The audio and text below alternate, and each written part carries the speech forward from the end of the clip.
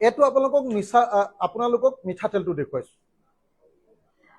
মই আপোনালোকক সুধিব খুজিছো, এই মিঠাতেলটোতো 1 লিটাৰ নহয়ে, এইটো কিমান হ'ব? হাফ লিটাৰ হ'ব নে 400 গ্ৰাম?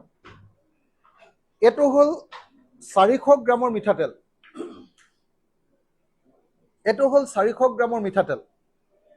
আৰু মিঠাতেলটোৰ এই ব্ৰেণ্ডটো, নামটো, আপোনালোকে কেতিয়াবা এই নামটো শুনিছিলে নে বাৰু?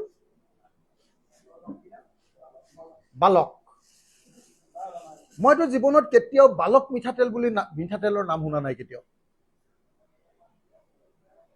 ইঞ্জিন মিঠাতেল শুনিছো, ধাৰা মিঠাতেল শুনিছো, আৰু আমাৰ লোকেল বহুত মিঠাতেলৰ নাম শুনিছো, কিন্তু বালক বুলি মিঠাতেলৰ নাম মই কেতিয়াও শুনা নাছিলো।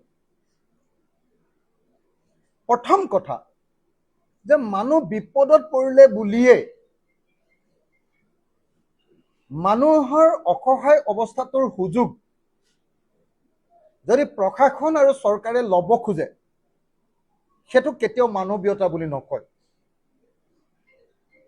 অসমৰ মুখ্যমন্ত্ৰীক মই অনুৰোধ জনাইছিলো যে দাদা, এনেকে কৈছিলো, একদম ডিচি সন্মুখত আছিলে, সুশান্ত বৰগোহাঁই সন্মুখত আছিলে, যে দাদা ৰিলিফটো খুব বেয়া হৈছে আমাৰ, গতিকে এটা কাম কৰক, আপুনি 5 কেজি চাউল, 2 কেজি দালি, 1 কেজি মিঠাতেল, 1 লিটাৰ মিঠাতেল, নিমখ আৰু সকলো সামগ্ৰীৰ এটা পেকেজ কৰি আপোনাৰ পিনৰ পৰা সকলো মানুহকে দিয়ক।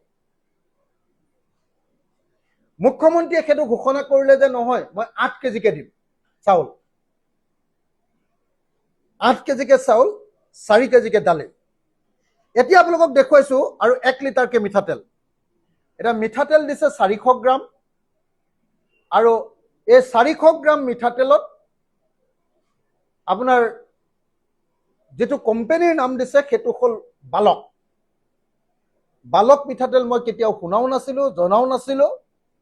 বিপদত পৰা মানুহক এনেকুৱা ধৰণৰ বস্তু খুওৱাৰ কাৰণে, এনেকুৱা ধৰণৰ কোনেও নজনা, মই শুনামতে এইটো লখিমপুৰৰ পিনে এনেকুৱা ধৰণৰ কোনোবা এটা, মানে মই পিছৰখিনি নকওঁ আৰু নিজে তদন্ত কৰি ল'ব, তো এই কাৰবাৰটো চলিছে। এতিয়া বান সাহায্যৰ নামত এই কাৰবাৰটো চলিছে। তাৰ পাছত তেখেতে কৈছিলে যে 4 কেজি আমি দালি দিছো। এইটো 4 কেজি দালি ইয়াত আছে নেকি বাৰু? এইটো 1 কেজিৰ দালি। এইটো দালি হ'ল 1 কেজিৰ। 1 কেজি দালি দিছে 4 কেজিৰ ঠাইত। মই জানিব খোজো যে এই কামটো মুখ্যমন্ত্ৰীয়ে কৰিছে নে আমাৰ শিৱসাগৰৰ ডিচিয়ে কৰিছে। মই এই কথাটো জানিব খোজো যে এই কামটো কোনোবা মন্ত্ৰীয়ে কৰিছে নে এই কামটো অসমৰ মুখ্যমন্ত্ৰীয়ে কৰিছে।